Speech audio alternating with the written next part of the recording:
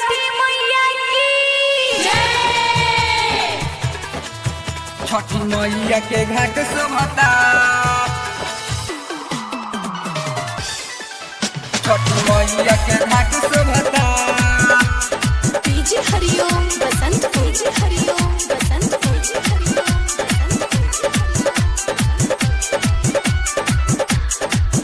जब गंगा जी के तोड़ मारता, छठी मैया के घाट शोभता, छठी मैया के घाट शोभता।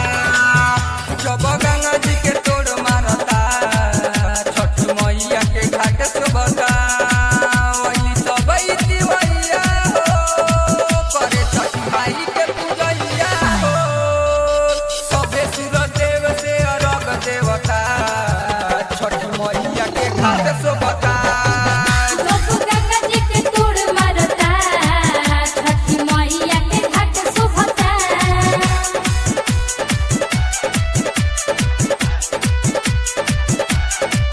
छठी मैया के घाट शोभता।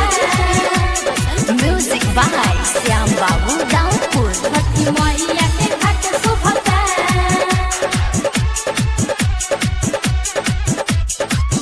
पके पूरा ही सिंगार नौको भौजी हमार जाते बारी छठी माई के दुआरी।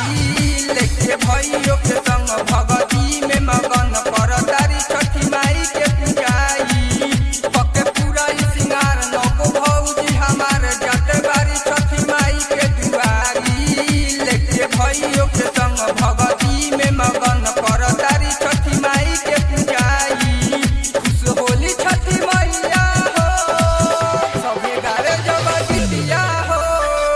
जब सब लोग दिया बारता, छठी मैया के घाट शोभता। गंगा जी के तोड़ मारता, छठी मैया के घाट शोभता।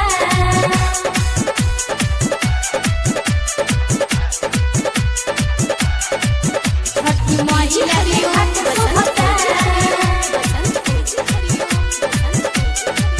छठी मैया के घाट शोभता।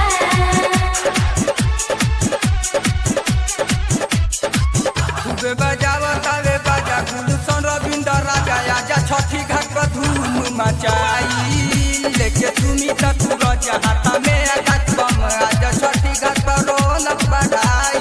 खूबे बजावता रे बाजा गुलशन रविंद्र राजा। आजा छठी घाट पर धूम मचाई।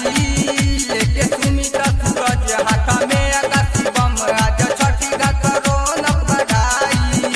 प्रेम दीवाना वही छठी घाट पर, दौड़ा लेके अपना माथे पर। राइटर चुनुई है गीत लिखता, छठी मैया के घाट शोभता। जब गंगा जी के तोड़ मारता, छठी मैया के घाट शोभता। वही सब दिवैया हो, करे छठी माई के पूजैया हो। सबे सूरज देव से अर्घ देवता, छठी मैया के घाट शोभता।